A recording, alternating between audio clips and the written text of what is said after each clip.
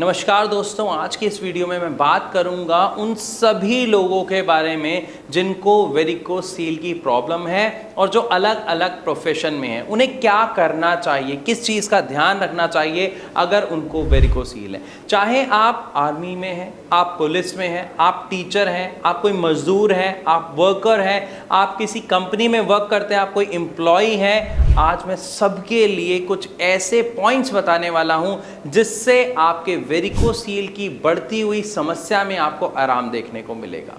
तो सबसे पहले हम जान लेते हैं एक ऐसे प्रोफेशन के बारे में जिसमें ज़्यादा से ज़्यादा खड़ा रहना पड़ता है। फॉर एग्जांपल आर्म्ड फोर्स की अगर हम बात करते हैं, अगर आप आर्मी में हो, कहीं पे आपकी ड्यूटी लगी हुई है, आपको खड़ा होना पड़ता है, आपको तैनात रहना पड़ता है। आप अगर पुलिस में हैं या आप एक टीचर हैं या आप ऐसे प्रोफेशन में हैं जिसमें खड़े रहने का काम ज़्यादा होता है या आपकी ड्यूटी खड़े रहने की है, तो और आपको साथ में वेरिकोसील की समस्या है, तो खड़े रहने की वजह से आपकी समस्या नो डाउट बढ़ेगी ही बढ़ेगी। चाहे आप उसमें सपोर्टर पहने, चाहे आप कुछ भी कर लीजिए, क्योंकि खड़े रहने की वजह से जो खिंचाव पड़ता है आपका टेस्टिकल्स में, उससे जो पेन होता है वो आप महसूस कर पाते हैं। तो यहाँ पर हमें सबसे पहले एक चीज़ ज़रूर करनी है, आपको अपने सीनियर से चाहे बात करनी पड़े, चाहे आपको उन्हें बताना पड़े कि मेरे को ये प्रॉब्लम है, आप बताइए और अपनी जॉब को कोशिश करिए ऐसी जॉब में शिफ्ट कराने की जहां पर आपको थोड़ा सा बैठने को मिले।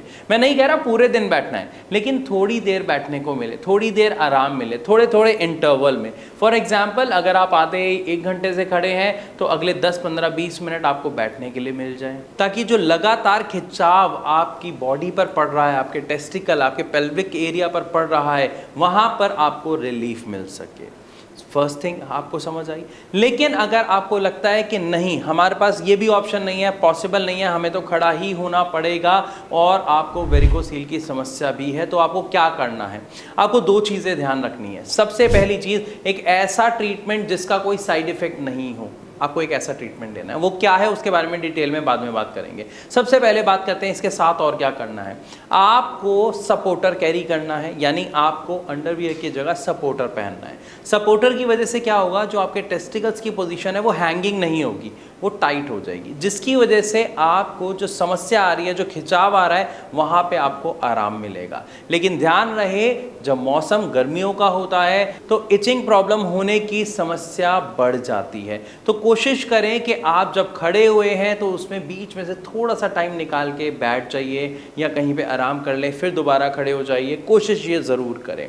इसी के साथ साथ मैंने एक सही ट्रीटमेंट की बात क्यों कही थी, एक ऐसा ट्रीटमेंट जिसमें आपको कोई चीर फाड़ ना करनी पड़े, जिसका कोई साइड इफेक्ट ना हो, और ऐसी मेडिसिन जो आप कहीं पे भी कभी भी ले सकते हैं, जिसमें आपको खास तौर पर किसी चीज़ से परहेज ना करना हो। और ऐसी मेडिसिन होती हैं होम्योपैथिक मेडिसिन। खास तौर पर मैं यहाँ पर बात कर रहा हूं भारत होम्योपैथी की, जहां पर डॉक्टर्स पेशेंट की हिस्ट्री जानते हैं, उसके अकॉर्डिंग मेडिसिन को कस्टमाइज करते हैं ताकि पेशेंट को जल्द से जल्द सबसे बेहतरीन रिजल्ट देखने को मिल सके।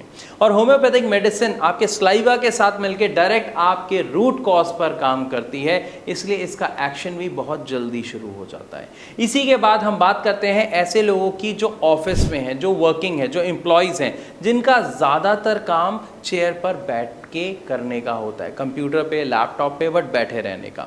अब जहाँ पर लोगों को ज़्यादा बैठने वाला एक जॉब होता है, वहाँ पर उन्हें ध्यान रखना है कि बहुत टाइम उन्हें बैठे नहीं रहना, क्योंकि उसकी वजह से भी उनके टेस्टिकल्स में खिंचाव पड़ता है। आप देखेंगे अगर आप बहुत टाइम तक बैठे हुए हैं और आप उसके बाद खड़े होते हैं तो आपको पूरी बॉडी में कहीं अकड़न से, खिंचाव सा महसूस होता है, क्योंकि ब्लड फ्लो प्रॉपर नहीं हो पाता है, जिसकी वजह से ऐसा आपको महसूस होता है, क्योंकि ऐसा हो रहा होता है। तो इसके लिए आपको क्या करना है कि आप आधे 1-1.5 घंटा आपने काम किया, उसके बाद आप 5 से 7 मिनट कहीं पर वॉक कर रहे, टहल आए, या ऑफिस में ही खड़े हो गए, थोड़ा सा काम आप मतलब हिल डुल के कर लें, या आप छोटा सा एक ब्रेक ले लें। क्योंकि जब आप बैठेंगे काफ़ी समय तक, फिर बीच में खड़े होंगे, थोड़ा सा रिलैक्स कर लेंगे, थोड़ा सा हिल डुल लेंगे, तो आपका जो ब्लड फ्लो है वो प्रॉपर हो पाएगा। इसी के साथ साथ अब हम बात कर लेते हैं ऐसे लोगों की जो मजदूर हैं, या जिनका बहुत भारी सामान उठाने का काम है, या जिनका बहुत वज़न उठाने का काम है। तो ऐसे लोगों को अगर वेरिकोसील है, तो वेरिकोसील में साफ मना कर दिया जाता है कि आपको किसी भी चीज़ पर ज़्यादा जोर नहीं लगाना है, आपको ज़्यादा भारी सामान नहीं उठाना है। तो यहाँ पर एक पेशेंट पूछता है कि सर फिर हम क्या करें, अगर हम ये नहीं करेंगे तो इसके अलावा हमारा कोई काम नहीं है। तो यहाँ पर मैं आपको एक सोल्यूशन देता हूँ कि आपको सपोर्टर कैरी करना है, ये तो पहली चीज़ कॉमन है।